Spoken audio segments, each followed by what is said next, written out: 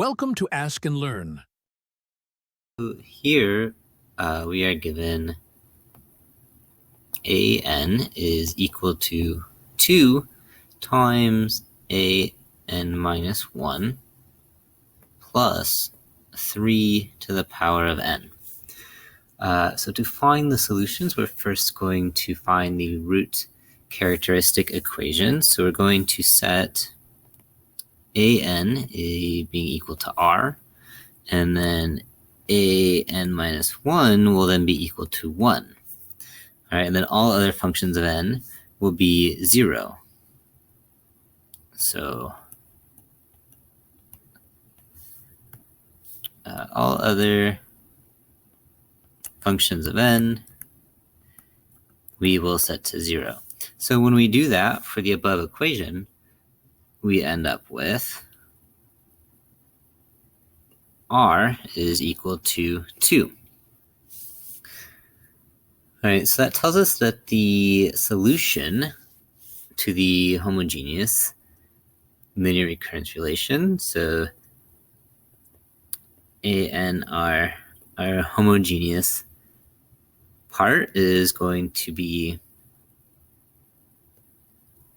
alpha times 2 to the power of n. And that's because r is equal to 2. And so now we're interested in finding the particular solution. Okay, so here we have a function of n being equal to 3 to the power of n.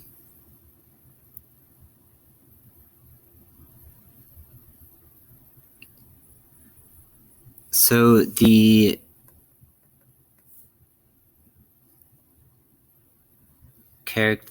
particular solution, an, and we'll put a p, so it's the particular portion, is going to be some constant p naught times 3 to the power of n. And we know that this is the case because 3 is not a root of the characteristic equation. Right, so our characteristic equation, here we just have r is equal to 2.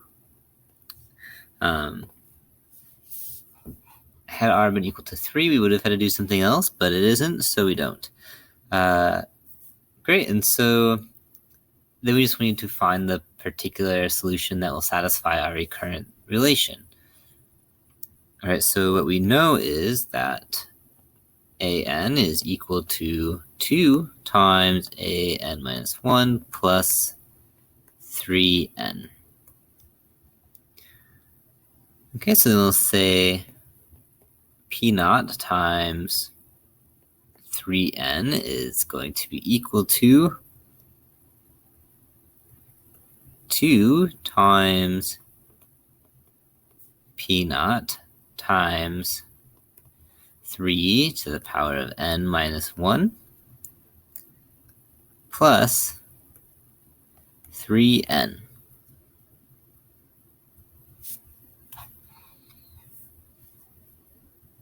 Okay, then we can solve here. So we'll get 3 times p naught times 3 to the power of n minus 1 is equal to 2 times p naught times 3 to the power of n minus 1 plus 3 times 3 to the power of n minus 1. And so now we can factor that n minus 1 out, right? So we get 3 times p naught times 3 to the power of n minus 1 must be equal to 2 times p naught plus 3 times 3 to the power of n minus 1. So this means 3 times p naught must be equal to 2 times p naught plus 3. Okay, and so in order for that to be true, we get that p naught is equal to 3. Okay, so this means that our particular solution then becomes 3 times 3 to the power of n, which of course is just 3 to the power of n plus 1. And so now we can combine the homogeneous and particular portions, right? So we get that our solution is going to be equal to the sum of the homogeneous solution and the particular solution. And so that's going to be alpha times 2 to the power of n plus 3 to the power of n plus 1. And so this finishes part A, but there is a part B. So for part B, we want to find a solution where A1 is equal to 5. Okay, so we're going to evaluate an is equal to alpha times 2 to the power of n plus 3n plus 1.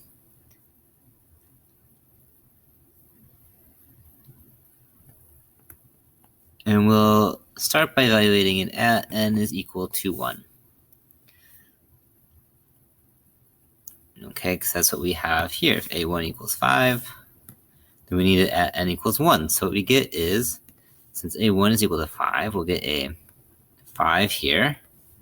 And that's going to be equal to alpha times 2, and then n is equal to 1, so we have a little power of 1, plus 3, and that's going to be 1 plus 1, so that's going to be plus 3 squared. Okay, and so what we end up getting is 5 is equal to alpha times 2 plus 9, so negative 4 is equal to alpha times 2, which means negative 2 is equal to alpha. So we just have to put this back into our original equation here, and what we end up with is alpha n is equal to negative 2 times 2 to the n plus 3n plus 1. But we can simplify that. Right, so negative 2 times 2 to the n is really going to be negative 2 to the power of n plus 1. And that is the solution.